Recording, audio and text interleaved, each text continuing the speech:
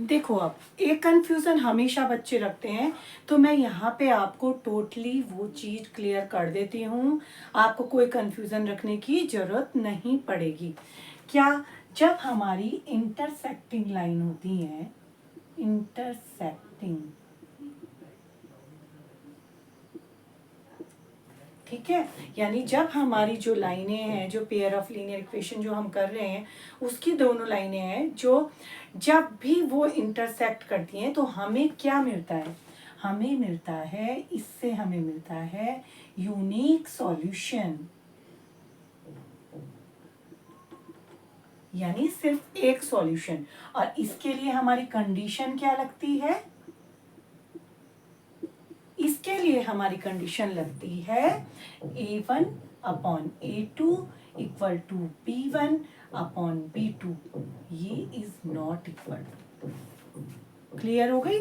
और हमारी जो पेयर ऑफ लीनियर इक्वेशंस होती हैं वो क्या होती हैं, वो मैंने आपको हमेशा बताया है, वो होती हैं a1x plus b1y equal to c1 और a2x plus b2y equal to c2।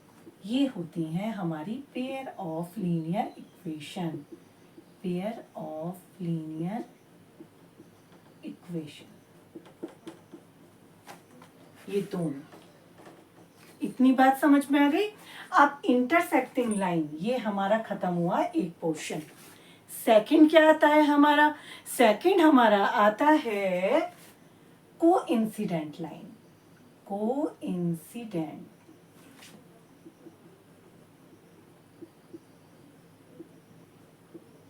ठीक है। सेकंड हमारा आता है कोइंसिडेंट लाइन। कोइंसिडेंट लाइन मैंने आपको बताया है वो क्या होती है, जब एक के ऊपर एक, यानी दोनों चिपकी हुई आ जाती हैं हमारी ग्राफ में, तो वो हमारी होती है कोइंसिडेंट लाइन होती है, ठीक है। ऐसी पोजीशन में हमें कैसे सॉल्यूशन मिलते हैं, ऐसी पोजीशन में हमें मिलते हैं इनफाइनाइट सॉल्यूशन। क्या मिलते हैं, इनफाइनाइट सॉल्यूशन।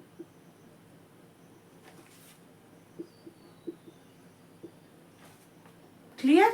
और ऐसी ही कंडीशन, इसकी कंडीशन क्या होती है, इसके लिए हमारी क्या कंडीशन लगती है, इसके लिए हमारी कंडीशन लगती है a1 upon a2 equal to b1 upon b2 equal to c1 upon c2।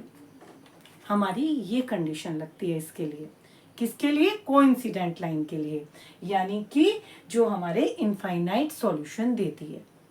Second clear हो गया आपको। तो ये हो गया हमारा second rule. First, second and third मैं आपको बताने जा रही हूं।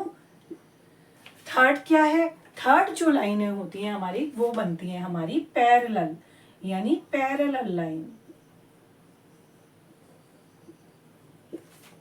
इस तरीके से आती हैं वो हमारी ग्राफ में, पेयर ऑफ लीनियर इक्वेशन की जब हम ग्राफ बनाते हैं तो हमारी पैरेलल लाइन अगर आती है तो इस तरीके से हमारी ग्राफ में बनती है।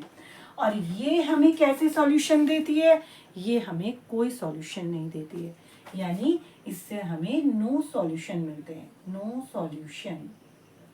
और इसके लिए कंडीशन क्या लगती है, इसके लिए हमारी कंडीशन ये लगती है, देखो इसके लिए हमारी कंडीशन लगती है a1 upon a2 equal to b1 upon b2 and is not equal to c1 upon c2। इसके लिए हमारी ये, तो ये हो गया आपका थर्ड जो कंडीशन है वो। तो अब हम इसके जरिए, आप इसके जरिए ये चीज आप लर्न रख सकते हो, ये बहुत इम्पॉर्टेंट है, ठीक है, वेरी इंपॉर्टेंट। अगर आपको ये याद हो जाता है, ठीक है, अगर आपको ये याद हो जाती हैं सारी चीजें, तो आपको कोई प्रॉब्लम नहीं आएगी कोई भी क्वेश्चन अटेम्प्ट करने में। क्योंकि अगर ग्राफ से करने के लिए कहता है तभी आप ग्राफ बना के उसे बताओगे कि आपकी इंटरसेक्टिंग लाइन है, कोइंसिडेंट है या पैरेलल लाइन है, और उसके बाद जो भी पूछ रहा है वो आप करके दिखाओगे उसे। लेकिन अगर वो ऐसी कोई कंडीशन नहीं लगा रहा है कि हमें ग्राफ के जरिए बताओ आप, तो फिर आप इस तरीके से ये वाली कंडीशन यूज करोगे इन तीनों कंडीशन के लिए। First, intersecting line, unique solution देता है, A1 upon A2 is not equal to B1 upon B2. Second coincident line and infinite solution देता है, और condition A1 upon A2 equal to B1 upon B2 equal to C1 upon C2. Third parallel line और no solution देता है, और condition A1 upon A2 equal to B1 upon B2 is not equal to C1 upon C2. That's it. ये आपको learn करने का काम है. पेयर ऑफ लीनियर इक्वेशन हमेशा इन्हें मानते हैं हम. A1x plus B1y equal to C1, A2x plus B2y equal to C2. जब